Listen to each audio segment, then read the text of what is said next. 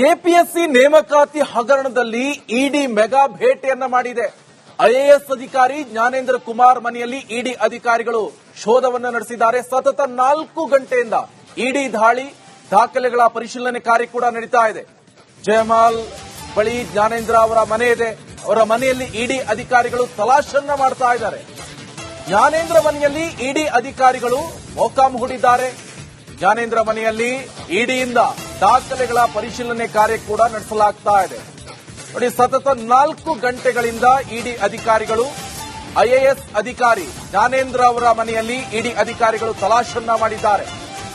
KPSC ನೇಮಕಾತಿ ಹಗರಣದಲ್ಲಿ ಇಡಿ mega ಬೇಟೆ ಇದು.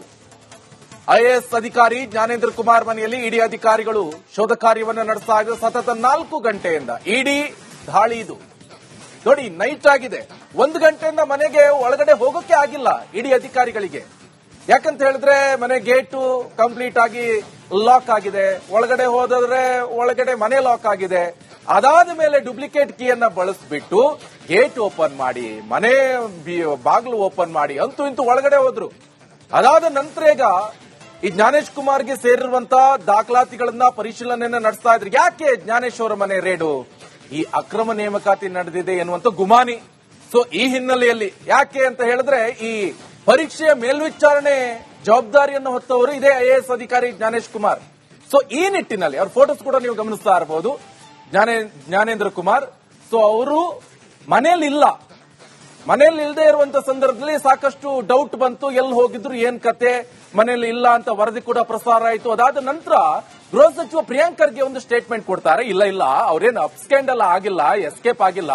ಅವರು ಉತ್ತರ ಪ್ರದೇಶಕ್ಕೆ ಹೋಗಿದ್ರು, ಅವ್ರ ತಂದೆಗೆ ಆರಾಮಿಲ್ಲ ಆಯ್ತು, ಆ ಸಂದರ್ಭದಲ್ಲಿ ರಜೆ ಹಾಕಿ ಹೋಗಿದ್ರು ಅಂತ ಹೇಳಿದ್ರು. ಆದ್ರೆ ಈಗ ಫೋನ್ ಮಾಡಿದ ಸಂದರ್ಭದಲ್ಲಿ ಅವ್ರದ್ದು ಮೊಬೈಲ್ ಸ್ವಿಚ್ ಆಫ್ ಆಗಿದೆ. ಸೊ ಒಂದ್ ಕಡೆಯಲ್ಲಿ ಮನೆಯಲ್ಲಿ ಇಲ್ಲ, ಈ ರಾಜ್ಯ ಬಿಟ್ಟು ಹೋಗಿದ್ದಾರೆ, ಏನಾಗ್ತಿದೆ ಅಂತ ಅವರಿಗೂ ಕೂಡ ಡೌಟ್ ಬಂದಂತ ಸಂದರ್ಭದಲ್ಲಿ ಇಷ್ಟೆಲ್ಲ ಬೆಳವಣಿಗೆ ಆಯಿತು. ಸದ್ಯ ನೈಟ್ ಆಗಿದೆ. ಇನ್ನು ಕೂಡ ಆ ದೃಶ್ಯವನ್ನು ಗಮನಿಸ್ತಾ ಇರಬಹುದು. ಸತತ 4 ಗಂಟೆಗಳಿಂದ ಈ ರೇಡ್ ಅನ್ನ ಮಾಡಲಾಗ್ತಾ ಇದೆ. ಹಾಗಾದ್ರೆ ಏನೆಲ್ಲ ದಾಖಲೆ ಸಿಕ್ತು, ಏನ್ ಕತೆ ನೋಡಿ. ಅದಕ್ಕೆ ಸಂಬಂಧಪಟ್ಟಂತ ಅವರ ಮನೆ ಇದು, ಜಯಮಾಲ್ ರೋಡ್ ಅಲ್ಲಿ ಇರುವಂತಹ ಮನೆ, ಜ್ಞಾನೇಂದ್ರ ಕುಮಾರ್ ಅವರ ಮನೆ. ಆ ಮನೆಯಲ್ಲಿ ಇಡಿ ಅಧಿಕಾರಿಗಳು ರೇಡ್ ಅನ್ನ ನಡೆಸಿರುವಂತಹ ಸಂದರ್ಭ. ಸತತ 4 ಗಂಟೆಗಳಿಂದ ಮೊಕ್ಕಾಂ ಹೂಡಿದ್ದಾರೆ. ಇನ್ ಕೇಸ್ ಏನಾದ್ರೂ ಈಗ ಅವರು ಸಿಕ್ಕಿದ್ರ ಅಥವಾ ಅವರಿಗೆ ಸಂಬಂಧಪಟ್ಟಂತಹ ದಾಖಲಾತಿಗಳು ಸಿಕ್ತಾ, ಅಥವಾ ಫೋನ್ ಮಾಡಿದ್ರೆ ಸ್ವಿಚ್ ಆಫ್ ಬರ್ತಾ ಇದೆ, ಅವರಿಗೀಗ ಸೂಚನೆ ಕೊಡಬೇಕಲ್ವಾ. ಈಗ ಮನೆ ಬಾಗಿಲು ಒಡೆದು ಹೋಗಿದ್ದಾರೆ ನಕಲಿ ಕೀ ಬಳಸಿ. ಅಧಿಕಾರಿಗಳು ಅಂದ್ರ ಮೇಲೆ ನೋಡ್ತಾರೆ, ನೋಟಿಸಿಕೊಟ್ಟು ಒಳಗಡೆ ಹೋಗೋ ಪ್ರಯತ್ನ ಮಾಡ್ತಾರೆ. ಇಲ್ಲ ಅಂದ್ರ ಮೇಲೆ ನಕಲಿ ಕೀಯನ್ನ ಬಳಸಿ ಒಳಗಡೆ ಹೋಗಿದ್ದಾರೆ ಅಂತ ಗೊತ್ತಾಗ್ತಾ ಇರುವಂತ ಸಂಗತಿ. ಆದ್ರೆ ಪರಿಶೀಲನೆ ಸಂದರ್ಭದಲ್ಲಿ ಏನೆಲ್ಲ ಸಿಕ್ತು ಎನ್ನುವಂಥದ್ದು ಬಹಳ ಇಂಪಾರ್ಟೆಂಟ್. ಹಾಗಾದ್ರೆ ಈಗ ಜ್ಞಾನೇಂದ್ರ ಕುಮಾರ್ ಅವರಿಗೆ ಮಾಹಿತಿ ಕೊಡಬೇಕಲ್ವಾ ಇವಾಗ. ಸೊ ಆ ಮಾಹಿತಿ ತಲುಪ್ತಾ, ಅದೆಲ್ಲವೂ ಕೂಡ ಮಾಹಿತಿ ಬರಬೇಕಾಗತ್ತೆ. ಸದ್ಯ ಈಗ ಇಡಿ ಅಧಿಕಾರಿಗಳು ದಾಖಲೆಗಳನ್ನ ಪರಿಶೀಲನೆ ಮಾಡ್ತಾ ಇರುವಂತಹ ಸಂದರ್ಭದ ದೃಶ್ಯಾವಳಿಗಳು. ಬೆಂಗಳೂರಿನಲ್ಲಿರುವಂತಹ ಜಯಮಾಲ್ ರೋಡ್ನಲ್ಲಿರುವಂತಹ ಜ್ಞಾನೇಂದ್ರ ಕುಮಾರ್ ಅವರ ಮನೆಗೆ ಇಡಿ ಅಧಿಕಾರಿಗಳು ಹೋಗಿ ದಾಖಲಾತಿಗಳನ್ನ ಪರಿಶೀಲನೆಯನ್ನ ನಡೆಸ್ತಾ ಇದ್ರೆ ಐಎಎಸ್ ಅಧಿಕಾರಿ ಜ್ಞಾನೇಂದ್ರ ಕುಮಾರ್. ಪರೀಕ್ಷೆಯ ಮೇಲ್ವಿಚಾರಣೆ ಜವಾಬ್ದಾರಿ ಕೂಡ ಇವರ ಮೇಲಿದೆ. ಸೊ ಈ ನಿಟ್ಟಿನಲ್ಲಿ ಅಂದ್ರೆ ಇವ್ರ ಮೇಲೆಲ್ಲ ಬಂದಿರುವಂತಹ ಆರೋಪ ಅಂದ್ರೆ ಲಂಚ ತಕೊಂಡು ನೇಮಕಾತಿ ಮಾಡಿದ್ರು ಆರೋಪ ನಾನು ಹೇಳ್ತಾ ಇರುವಂತದ್ದು ಇವ್ರ ಮೇಲೆ ಬಂದಿರುವಂತದ್ದು. ಅದಾದ ಮೇಲೆ OMR ಶೀಟ್ ತಿದ್ದುಪಡಿ ಇರಬಹುದು. ಹಿಂದೆ ಕೂಡ ಸಂಬಂಧಪಟ್ಟಂತೆ ಈ ಅಧ್ಯಕ್ಷರ ಮೇಲೆ ಇದಾಯ್ತಲ್ವಾ, ಅಂತ ಸಂದರ್ಭದಲ್ಲಿ ರೆಸಾರ್ಟ್ ಅಲ್ಲೂ ಕೂಡ ಇವರು ಹೇಳಿಕೊಡ್ತಾ ಇದ್ರು ಹೀಗೆ ಮಾಡಬೇಕು ಅಂತೆಲ್ಲ. ಸೊ ಇವೆಲ್ಲವೂ ಕೂಡ ಈಗ ಮೇಲ್ನೋಟಕ್ಕೆ ಕಂಡು ಬರ್ತಾ ಇರುವಂತ ಈ ಬಗ್ಗೆ ಮಾಹಿತಿ ಕೊಡ್ತಾರೆ ನನ್ನ ಕಲೀಗ್ ಅರವಿಂದ್. ಫೋನ್ ಸಂಪರ್ಕದಲ್ಲಿ ಜಾಯ್ನ್ ಆಗಿದ್ದಾರೆ. ಅರವಿಂದ್, ಸದ್ಯ ಈಗ 4 ಗಂಟೆಯಿಂದ ಅಲ್ಲೇ ಮೊಕ್ಕಾಂ ಹೂಡಿದ್ದಾರೆ ಇಡಿ ಅಧಿಕಾರಿಗಳು. ಅದು ಕೂಡ ಬಾಗಿಲು ಓಪನ್ ಆಗದೆ ಇರುವಂತಹ ಸಂದರ್ಭದಲ್ಲಿ, ಯಾರು ಇಲ್ಲದೆ ಇರುವಂತಹ ಸಂದರ್ಭದಲ್ಲಿ, ಅದರಲ್ಲೂ ಕೂಡ ಸಿಬ್ಬಂದಿ ಅಂದ್ರೆ ಸೆಕ್ಯೂರಿಟಿ ಗಾರ್ಡ್ ಒಳಗಡೆ ಬಿಟ್ಟಿರದೇ ಇರುವಂತಹ ಸಂದರ್ಭದಲ್ಲಿ ನಕಲಿ ಕೀ ಬಳಸಿ ಇಡಿ ಅಧಿಕಾರಿಗಳು ಹೋಗಿದ್ರಂತ ಗೊತ್ತಾಗ್ತಾ ಇದೆ. ಏನೇನ್ ದಾಖಲಾತಿಗಳು ಸಿಕ್ತು ಜ್ಞಾನೇಂದ್ರ ಕುಮಾರ್ಗೆ ಸಂಬಂಧಪಟ್ಟಂತ, ಜೊತೆಗೆ ಈಗ ಅವ್ರಿಗೆ ಏನಾದ್ರೂ ಮಾಹಿತಿ ಹೋಗಿದ್ಯಾ ಜ್ಞಾನೇಂದ್ರ ಕುಮಾರ್ಗೆ?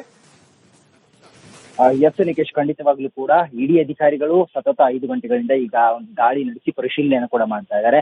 ದಾಖಲೆಗಳನ್ನ ಪರಿಶೀಲನೆ ಮಾಡುವಂತ ಕೆಲಸ ಕೂಡ ಆಗ್ತಾ ಇರುವಂತದ್ದು. ಜಯಮಾಲ್ ಬಳಿ ಇರುವಂತಹ ಈ ಮನೆ ಏನಿದೆ, ಈ ಮನೆಯಲ್ಲಿ ಈಗ ದಾಳಿ ಪರಿಶೀಲನೆ ಮುಂದುವರೆದಿರುವಂತದ್ದು. ಸತತ 5 ಗಂಟೆಗಳಿಂದ ದಾಖಲೆಗಳನ್ನ ಪರಿಶೀಲನೆ ಮಾಡುವಂತ ಕೆಲಸ ಆಗ್ತಾ ಇರುವಂತದ್ದು.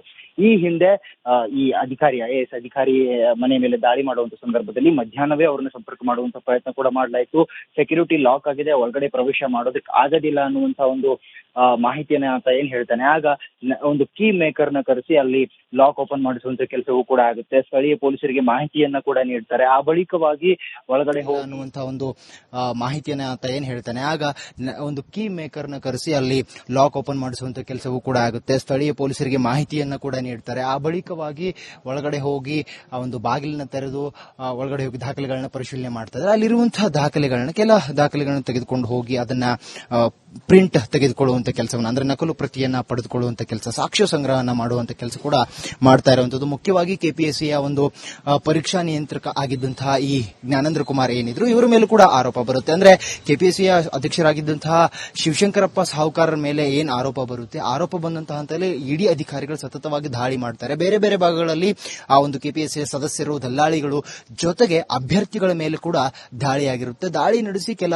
ಸಾಕ್ಷ್ಯಗಳನ್ನು ಸಂಗ್ರಹಣೆ ಮಾಡುವಂತದ್ದು, ದಾಖಲೆಗಳ ಪರಿಶೀಲನೆಯನ್ನು ಮಾಡಿರ್ತಾರೆ. ಇನ್ನು ಶಿವಶಂಕರಪ್ಪ ಸಾಹುಕಾರ್ ಹಾಗೆ ಅವರ ಮಗಳ ಒಂದು ಬ್ಯಾಂಕ್ ಸ್ಟೇಟ್ಮೆಂಟ್ಗಳನ್ನ ಇಲ್ಲಿ ಪಡೆದು ಆ ಬಗೆಗಿನ ದಾಖಲೆ ಸಂಗ್ರಹಣೆ ಕೂಡ ಇಡಿ ಅಧಿಕಾರಿಗಳು ಮಾಡಿರ್ತಾರೆ. ಆ ಹಂತದಲ್ಲೇ ಇತ್ತ ನನಗೂ ಕೂಡ ಗೊತ್ತು ಬರುವಂತಹ ಒಂದು ಪರಿಸ್ಥಿತಿ ಬರುವಂತದ್ದು ಆಗಿ ಅಲ್ಲಿ ಅವರು ಅಂದ್ರೆ ಐಎಎಸ್ ಅಧಿಕಾರಿಯಾಗಿರುವಂತಹ ಶಿವಶಂಕರಪ್ಪ ಸಾಹುಕಾರ್ ಅವರ ದಾಳಿಯ ಬಳಿಕ ಇತ್ತ ಜ್ಞಾನೇಂದ್ರ ಕೂಡ ಅವರು ಕೂಡ ಎಸ್ಕೇಪ್ ಆಗ್ತಾರೆ. ಆದ್ರೆ 1 ವಾರಗಳ ಕಾಲ ರಜೆ ಹಾಕಿ ನಾನು ತೆರಳ್ತಾ ಇದ್ದೀನಿ ಅನ್ನುವಂಥದ್ದನ್ನ ಅವರು ಹೇಳಿರುವಂತದ್ದು. ಆದ್ರೆ ಇಲ್ಲಿ ಅವರು ಮುಖ್ಯವಾಗಿ ಅವರ ಫೋನ್ ನ ಯಾಕೆ ಸ್ವಿಚ್ ಆಫ್ ಮಾಡಿದ್ರು ಅನ್ನೋದು ಕೂಡ ಪ್ರಶ್ನೆಯಾಗಿ ಉಳಿದಿರುವಂತದ್ದು. ಯಾವುದೇ ಕಾರಣಕ್ಕೂ ಕೂಡ ಮನೆ ಒಳಗಡೆ ಹೋಗೋಕ್ಕಾಗೋದಿಲ್ಲ ಸರ್, ಅವರು ಲಾಕ್ ಮಾಡಿ ಹೋಗಿದ್ದಾರೆ ಅನ್ನುವಂಥದ್ದನ್ನ ಸೆಕ್ಯೂರಿಟಿ ಹೇಳ್ತಾನೆ.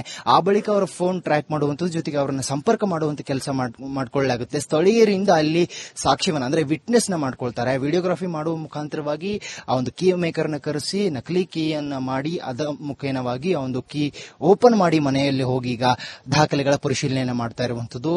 ಮುಖ್ಯವಾಗಿ ಭ್ರಷ್ಟಾಚಾರ ಏನ್ ನಡೆದಿದೆ ಅದಕ್ಕೆ ಸಂಬಂಧಪಟ್ಟಂತೆ ಆಡಿಯೋ ರೆಕಾರ್ಡ್ಸ್ ಕೂಡ ವೈರಲ್ ಆಗಿತ್ತು.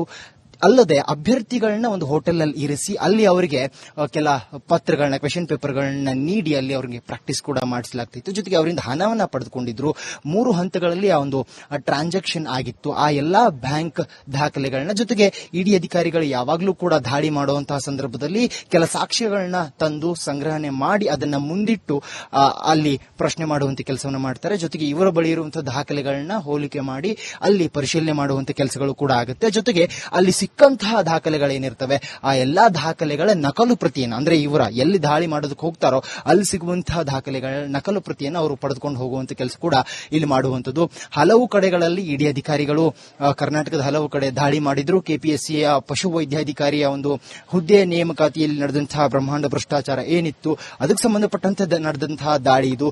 ಮುಂದುವರೆದ ಭಾಗವಾಗಿ ಐಎಎಸ್ ಅಧಿಕಾರಿಯಾಗಿರುವಂತಹ ಜ್ಞಾನೇಂದ್ರ ಕುಮಾರ್ ಅವರ ಮನೆಯಲ್ಲಿ ಈಗಲೂ ಕೂಡ ದಾಳಿ ಮುಂದುವರೆದಿದೆ. ಸತತವಾಗಿ ಶಿವಶಂಕರಪ್ಪ ಸಾಹುಕಾರ್ ಅವರ ಮನೆ ಮೇಲೂ ಕೂಡ ದಾಳಿ ನಡೆದಿತ್ತು. ಯಥಾಪ್ರಕಾರವಾಗಿ ಮುಂದುವರೆದ ಭಾಗವಾಗಿ ತನ್ನ ಹಂತವನ್ನ ತಲುಪುತ್ತೆ ಅಂತ ಅವರು ಎಸ್ಕೇಪ್ ಆಗಿದ್ದಾರೆ ಅನ್ನುವಂತ ಆರೋಪ ಕೇಳಿಬರುತ್ತೆ. ಬಳಿಕ ಗೃಹ ಸಚಿವರೇ ಸ್ವತಃ ನಾವು ಅವರನ್ನ ಸಂಪರ್ಕ ಮಾಡಿದೀವಿ, ಅವರ ತಂದೆ ಅನಾರೋಗ್ಯದಿಂದ ಅವರು ಹೋಗಿದ್ದಾರೆ, ರಜೆಯಲ್ಲಿ ಹೋಗಿದ್ದಾರೆ ಅನ್ನುವಂತ ಸ್ಟೇಟ್ಮೆಂಟ್ ನ ಮಾಡ್ತಾರೆ. ಆದ್ರೆ ಆ ಬಳಿಕ ಅವರ ಫೋನ್ ಕೂಡ ಸ್ವಿಚ್ ಆಫ್ ಆಗುವಂತದ್ದಾಗುತ್ತೆ.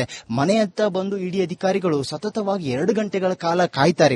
ಇವತ್ತು ಮಧ್ಯಾಹ್ನ ಅವರು 2 ಗಂಟೆಗಳ ಕಾಲ ಕಾಯ್ದು ಆ ಬಳಿಕ ಕೀನ ಓಪನ್ ಮಾಡಿ ಒಳಗಡೆ ಹೋಗಿರುವಂತದ್ದು. ದಾಳಿ ಮುಂದುವರೆದಿದೆ. Nikesh, okay, thank you Arvind ನಿಮ್ಮೆಲ್ಲ ಮಾಹಿತಿ.